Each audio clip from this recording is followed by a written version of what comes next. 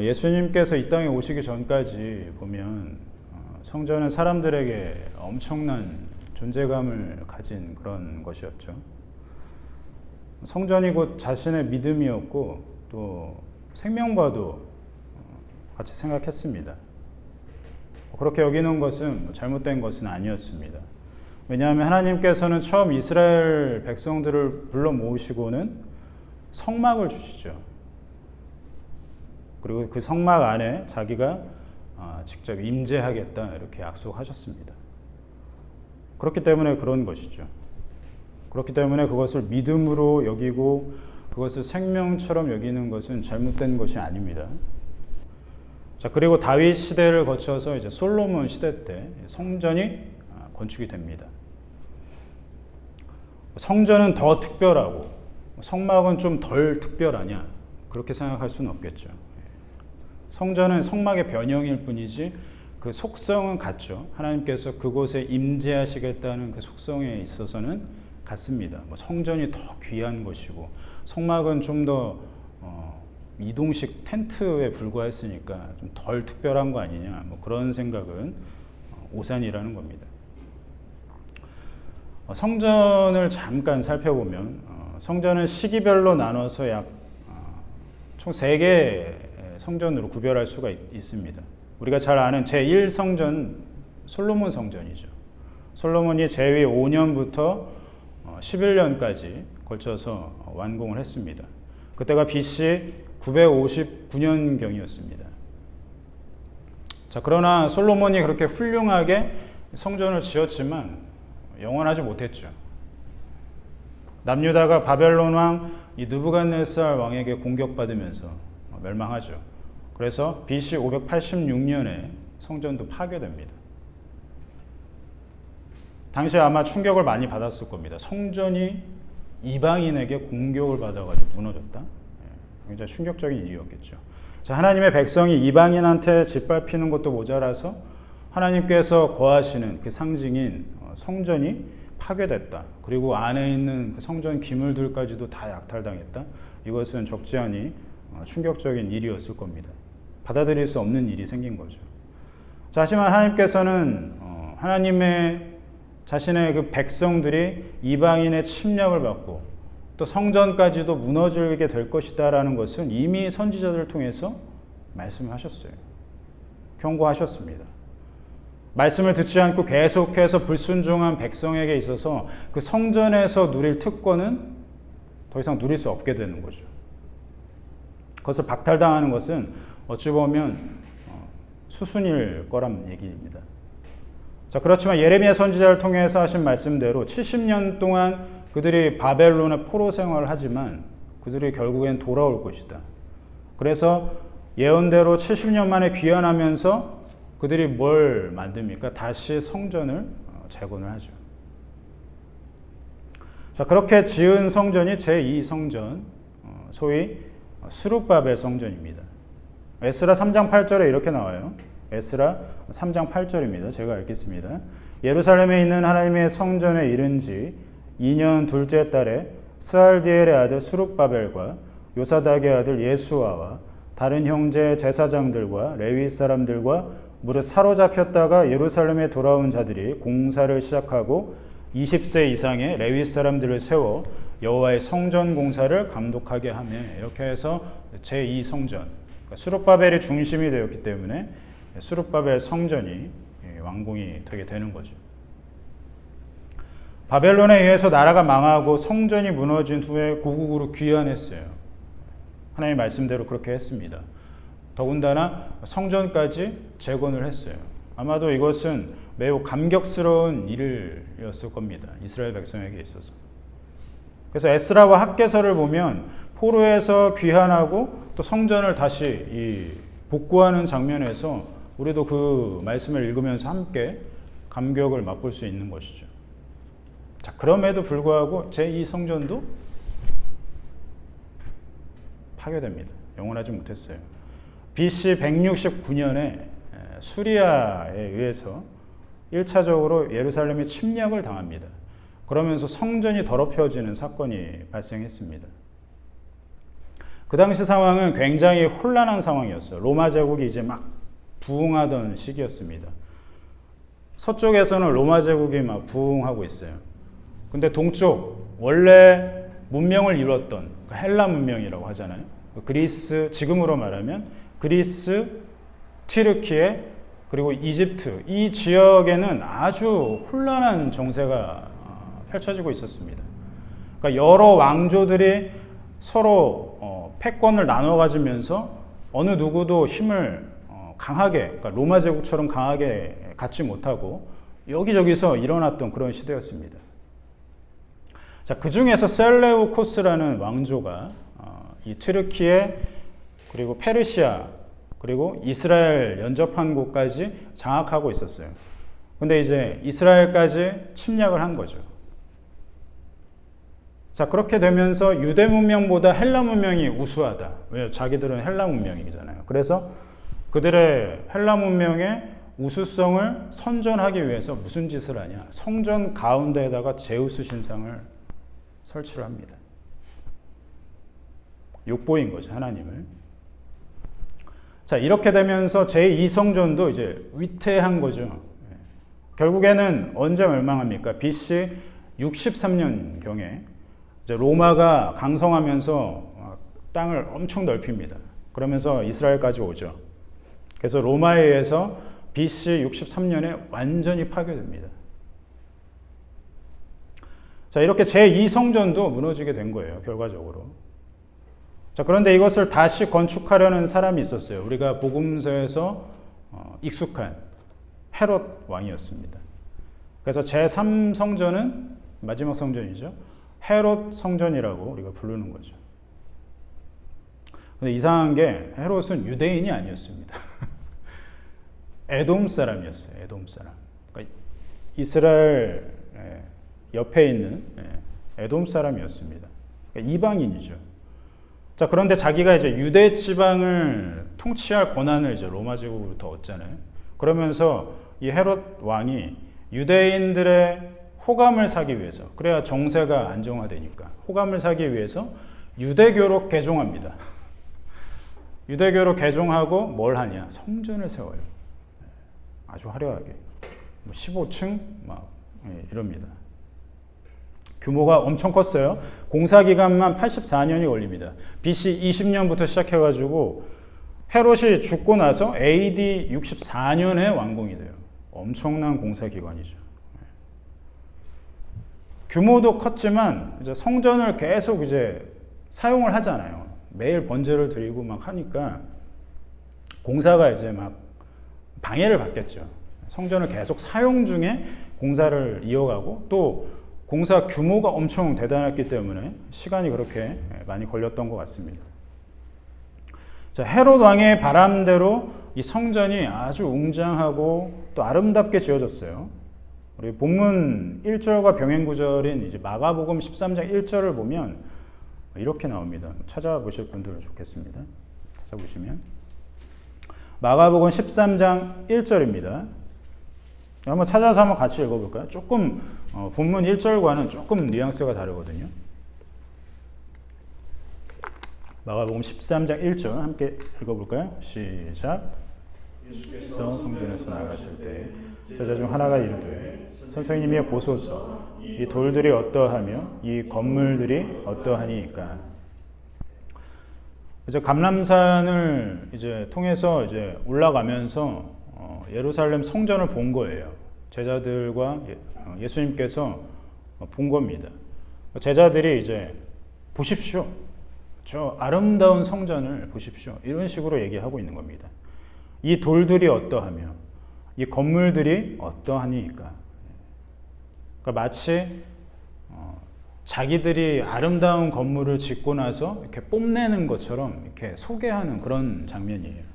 예수님 한번 보십시오. 얼마나 아름답습니까? 자, 예수님의 제자들은 대부분 갈릴리 사람들이었습니다. 예루살렘에서 조금 떨어진 곳이죠. 소위 촌사람들이에요. 갈릴리 촌사람들이잖아요. 예루살렘의 그 아름다운 성전을 보고 있자 하니까 마음이 들뜨겠죠. 성전이 얼마나 아름답습니까? 더군다나 헤롯 왕이 화려하게 짓는 그 그 성전의 모습은 보는 사람마다 감탄했다고 합니다. 랍비 기록을 보면 이렇게 얘기해요. 성전의 절정의 그 모습을 보지 않는 자는 아름다운 건물을 결코 보지 않았다고 하는 것과 같다. 그러니까 성전의 아름다움을 보지 않고서 어떤 아름다운 것을 봤다고 할 수 없다라고까지 얘기했다고 해요. 그만큼 아름답게 지어졌습니다. 그러니까 기록에 보면 헤롯 성전 건축 때 동원된 사람이 약 2만 명이에요. 조금 뭐 과장됐다고 하더라도 2만 명 정도 되는 사람들이 84년 동안 동원돼서 지었던 거죠. 주로 사용된 돌이 이제 대리석이란 말이에요. 대리석은 희잖아요. 그 대리석으로 다 둘러쌌으니까 성전이 아주 희게 보이는 거죠. 그러니까 멀리서 보더라도 눈에 띌 만큼 그러니까 아름답게 보이게 되는 거죠. 대리석의 평균 높이는 약 1m였습니다. 1m면은 돌 크기가 엄청난 거죠. 거기다 길이는 제일 긴 것이 한 12m? 뭐 이 정도 되겠죠? 네. 높이가 1m고 길이가 12m고 무게가 뭐 100톤에 가까운 돌도 있었다고 하니까 어마어마한 거죠. 그리고 활용점정인 게 지붕에는 황금으로 뒤덮었습니다. 자, 보세요. 대리석 희잖아요. 흰 건물 바탕에 지붕이 황금색이. 그러면은 햇빛에 반사됐을 때 그 모습이 어떨까요? 어마어마한 거죠. 상상조차 할 수 없습니다. 휘황찬란한 거죠, 말 그대로. 자, 제자들이 그런 헤롯 성전을 보는 가운데에서 이제 얘기를 하는 거예요. 오늘 본문입니다, 다시. 1절과 2절을 다시 한번 보겠습니다. 1절과 2절. 오늘 본문 함께 시작. 예수께서 성전에서 나와서 가실 때에 제자들이 성전 건물들을 가리켜 보이려고 나아오니 대답하여 이르시되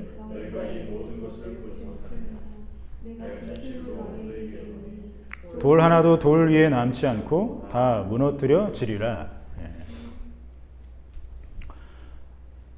자, 저 성전의 아름다운 모습을 좀 보십시오. 이런 다음에 예수님께서 그 말을 받아서 하는 말씀이 뭐예요? 성전이 무너지게 될 거라는 말씀하시잖아요. 성전의 아름다운 모습을 좀 보시라고 했더니만 그 성전이 다 무너지게 될 거다. 굉장히 1절과 2절 사이에, 그러니까 제자들과 예수님 사이에 엄청난 이 간극이 있는 거죠. 우리가 복음서에서 알 수 있듯이 예수님께서는 제자들의 답변에 때로는 아주 엉뚱한 답변을 주시고 또 아주 상관없어 보이는 그런 말들도 하시잖아요. 근데 이 오늘 말씀은 굉장히 좀 더 선을 넘는 그런 답변인 것 같습니다.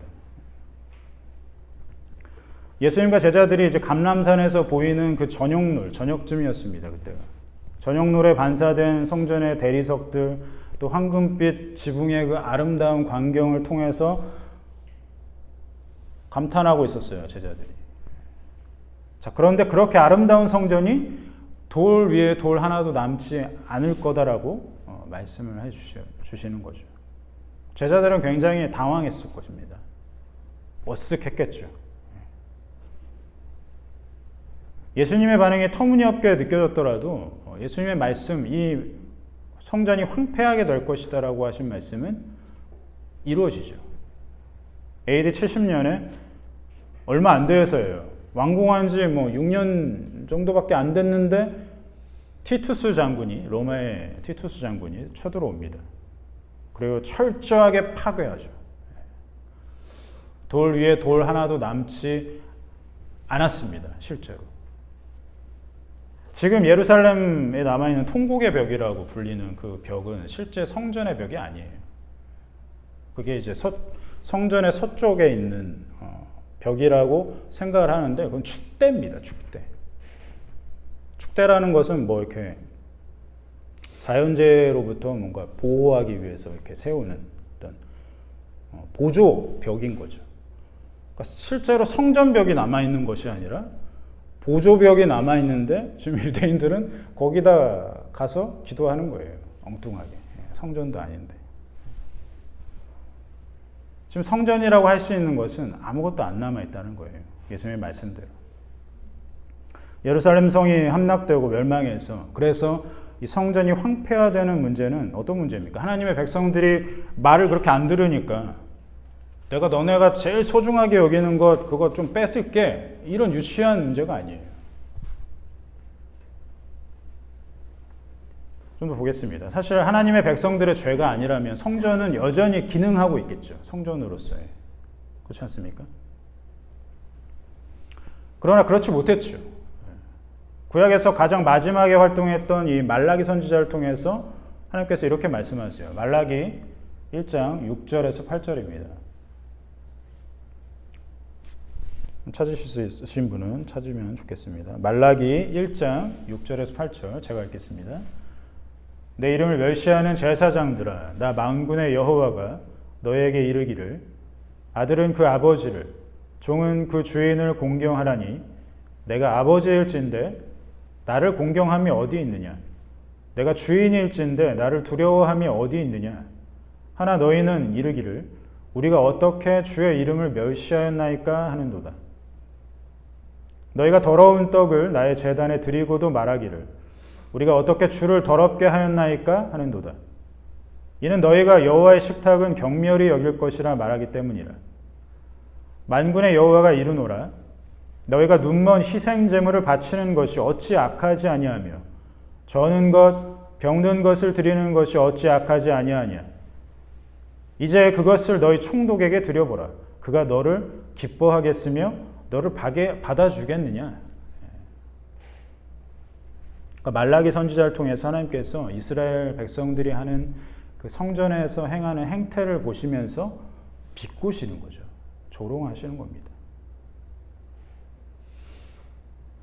너희가 병든 것을 드리면서 저는 것을 드리면서 어찌 나한테 그것을 받으라고 말하냐. 그게 어떻게 공경이냐 멸시지. 전혀 공경하지 않았다는 거예요. 그러면서도 이스라엘 백성들은 여전히 성전을 사용하고 있는 거예요. 그렇죠? 예수님이 오시고도 계속해서 성전은 사용됐어요. 헤롯 성전이 사용됐다는 겁니다.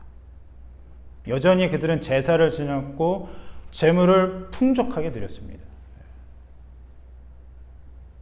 형태로 보면 제사를 소홀히 하고 제물을 좀 덜 드리고 뭐 그런 게 아니었어요.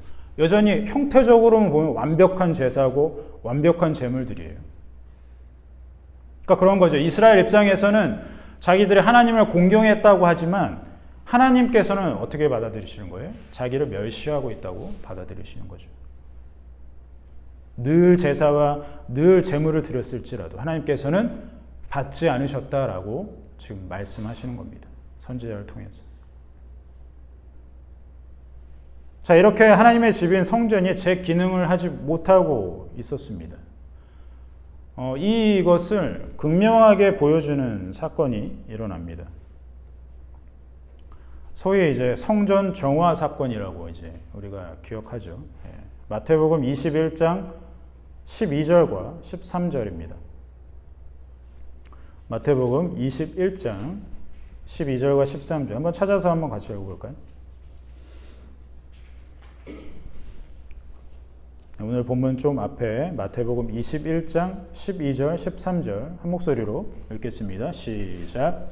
예수께서 성전에 들어가사 성전안에서 매매하는 모든 사람들을 내쫓으시며 돈 갚은 사람들의 상과 기둥이 파는 사람들의 계좌를 불러 푸시고 그들에게 이르시되 기록된 바와 내 집은 기도하는 집이라 일컬음을 받으려 하는 돈을 너희는 강도의 소굴을 만들었다. 네, 우리가 잘 기억하고 있는 사건이죠. 성전 정화 사건은 하나님의 집으로서의 그 기능을 하지 못하고 있다는 것을 두드러지게 우리에게 보여주는 그런 사건일 것입니다.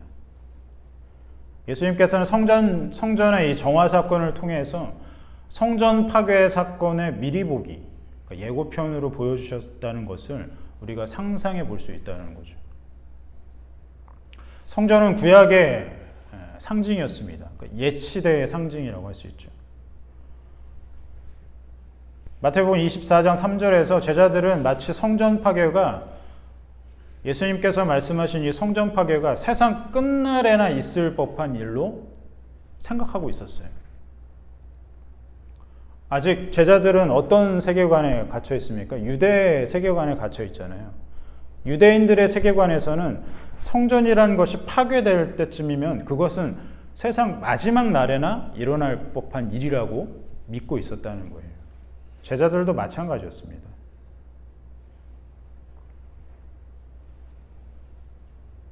그러나 오히려 반대이죠. 제자들과 또 유대인들은 성전 파괴라는 것은 세상 끝날에 있을 것이라고 생각하고 살았지만 오히려 반대라는 겁니다. 예수님께서는 뭐라고 말씀하시는 거예요? 성전 파괴가 그 세상 끝날로 가는 그 전에 있을 가장 처음 사건이라는 거예요. 그게 시초가 되는 사건이라는 겁니다. 그러면서 환란이 일어나고 또 하나님 예수님의 재림이 일어나고 이런 것들을 24장 중반부 후반부에서 말씀을 하시잖아요. 그래서 말씀하시는 거죠. 성전 파괴를 시작으로 땡 하고 이제 종말 시대가 열리는 거예요. 반대인 거죠. 이스라엘 사람들이 생각하는 것과. 성전 정화 사건에서 예수님께서는 그 성전의 질서가 깨진 것을, 어긋난 것을 보면서 그것을 바로잡지 않으셨어요. 그냥 혼내기만 했습니다. 야, 너네 성전 그렇게 사용하는 거 아니야? 이러면서 뭔가 훈수를 둔 게 아니라는 거예요, 예수님께서는. 그냥 꾸짖고 말았죠. 근데 충분히 그 당시에 성전 정화를 하면서 제 기능으로 돌릴 수도 있었죠, 예수님께서. 근데 그렇게 하지 않았다는 거예요.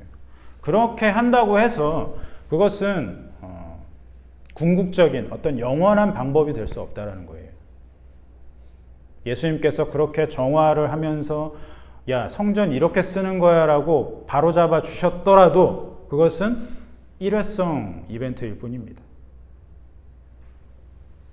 왜 그렇습니까? 궁극적인 방법은 뭐예요? 궁극적으로 정말로 이 모든 것을 바로잡을 수 있는 방법 하나, 예수님께서 죽임을 당하시는 것 외에는 없다는 거죠. 아직은 때가 아닌 거예요. 그냥 성전을 잘못 사용하는 것을 보고 그냥 꾸짖고 말으셨죠. 아직은 때가 아니었습니다. 자, 옛 시대가 끝나고 새로운 시대가 올 것을 예고하는 장면이 수 있다라고 우리가 얘기했잖아요. 성전 정화 사건이. 자, 이 성전 정화 사건 바로 뒤에 이어 나오는 사건이 치유하는 장면이에요. 그래서 여기서 우리가 옛 시대, 그러니까 성전 시대가 끝나고 예수님의 새로운 시대가 올 거라는 것을 예고하는 사건이 바로 성전 정화 사건이라는 것을 알 수 있는 대목이 나옵니다. 마태복음 21장 14절이에요. 우리가 방금 읽은 바로 뒷구절입니다. 이 구절도 같이 읽어볼까요? 마태복음 21장 14절 함께 읽습니다. 시작. 맹인과 저는 자들이 성전에서 예수께 나아오매 고쳐주시니. 아멘. 자, 맹인과 저는 사람들, 다리가 불편한 사람들이 성전에 나왔어요. 성전에 들어왔다는 겁니다. 그러니까 맹인과 저는 사람들이 성전에 들어왔다라는 것 자체가 이미 새로운 시대가, 예수님의 새로운 시대가 열렸다는 것을 보여주는 장면이에요. 왜 그런지 보겠습니다. 사무엘 하 5장 8절을 보면 이제 다윗이 헤브론을 중심으로 해서 이제 이스라엘 전체로 이제 나아가는 중에 있습니다. 거기서 이제 여부수 족속과 전쟁을 벌입니다. 여부수 족속은 지금 예루살렘 성을에서 살고 있는 족속이었습니다. 다윗이 헤브론을 중심으로 세력을 넓혀갈 때 여부수 족속을 반드시 정복을 해야지 나라를 이제 일으킬 수 있는 거예요. 자, 여부수 족속이 신흥 세력으로 일어나고 있는 다윗을 보면서 어떻게 생각했을까요? 무서워했을까요? 저런 잡놈. 뭐라고 조롱하냐면, 야, 맹인과 다리 저는 사람이 와서 너랑 싸워도 넌 진다. 그들에게. 맹인과 다리 저는 사람들이 와서 싸우더라도 너는 능히 이길 수 있다. 너 정도는. 다윗에게 그렇게 얘기한 거예요. 다윗이 어떻게 했어요? 어쭈 나를 능멸해. 나를 멸시했어. 나를 조롱했어. 자, 그렇게 조롱하니까 어떻게 선포하냐면 맹인과 다리 저는 사람은 이 집에 들어오지 못할 것이다. 이 집이 어디예요? 다윗 성, 예루살렘 성, 여부수 족속이 살고 있던 그 예루살렘 지역. 자, 그 후로 해서 성전에는 어떻게 되냐면 맹인과 저는 사람들, 다리 저는 사람들이 출입이 불가하게 됩니다. 이 다윗의 선포 때문에. 그래서 유대인들의 구전 율법이에요. 미시나를 보면 탈무드 아시죠? 탈무드, 미시나, 미드라시 이런 율법, 구전 율법들을 보면 이렇게 나옵니다. 귀머거리들이나 백치들이나 미성년자들이나 고자들이나 혼혈인들이나 여자들이나 해방되지 않은 노예들이나 절름발이들이나 소경들이나 병자들이나 노인들이나 자기 발로 올라갈 수 없는 사람들은, 그러니까 올라가다라는 건 성전에 올라가는 것. 자기 발로 올라갈 수 없는 사람들은 성전에 들어갈 수 없다라고 기록이 되어 있어요. 그러니까 이 사람들은 출입 불가한 거예요, 성전에. 왜? 병든 것, 저는 것은 제물로 드릴 수 없으니까 그런 이치인 거죠. 다윗의 말로부터 해서 유대인들은 그걸 지켰던 거예요. 성전에 출입할 수 있는 자격. 근데 맹인과 다리 저는 사람은 성전 출입할 수 있는 자격이 없었다는 거예요. 근데 지금 성전에서 뭐 합니까? 예수님께서 고쳐주시죠. 성전 안에서 고쳐주시죠.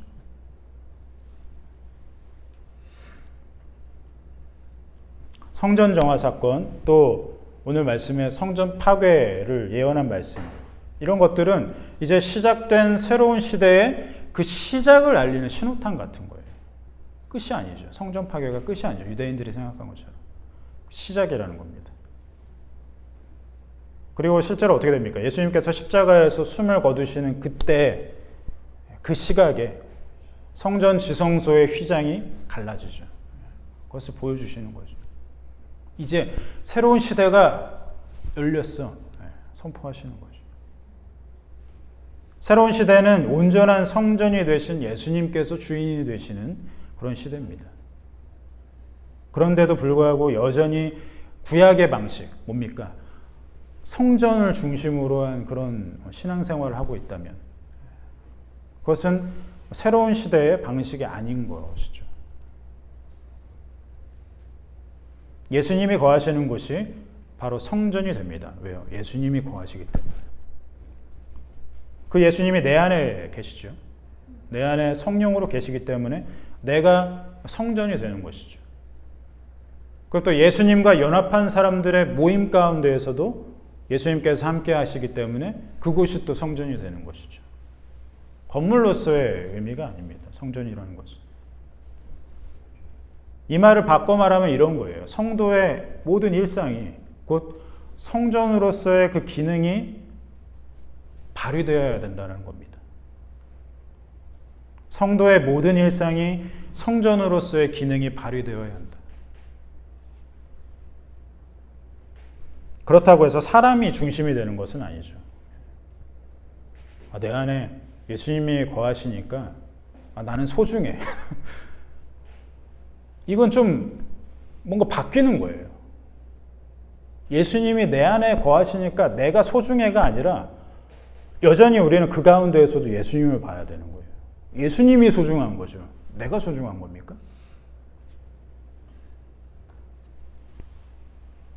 그러니까 예수님께서 각 사람에게 거하시는 것에 우리는 더욱 초점을 둬야 한다는 거죠. 성도의 모든 일상이 거룩하게 여겨지는 것은 하나님께서 우리 안에 거하시는 예수님을 통해서 보실 때 그렇게 되는 겁니다. 내 안에 예수님이 없으면 나를 도무지 거룩하게 보실 수 없죠. 내 안에 예수님께서 살아계시기 때문에 그 예수님을 보고 내가 거룩하다고 여겨주시는 거죠. 이걸 우리는 혼동해서는 안 됩니다. 이것이 바로 성전의 주된 기능이라는 거예요. 성전은 건물은 무너졌지만 내가 곧 예수님이 거하시는 성전이기 때문에 그 성전으로서의 기능은 계속해서 발휘가 되어야 한다는 거죠. 그게 뭡니까? 흠없는 제물을 가지고 흠없는 제사장이 하나님께 나아올 때 그 죄인의 죄를 용서해 준 것 같이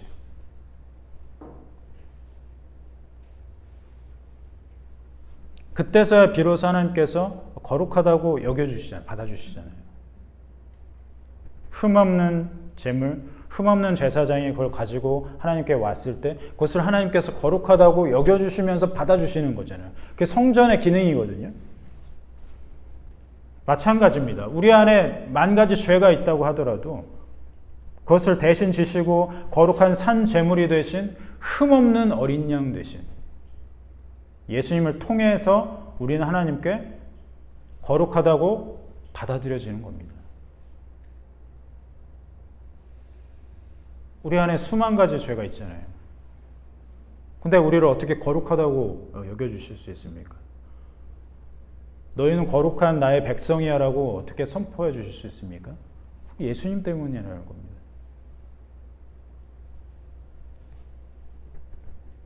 성전 시대를 마감했어요. 새로운 시대가 열렸습니다.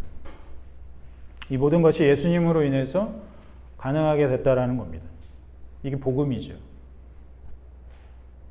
우리가 이 사실에 더욱더 감격하고, 그렇죠?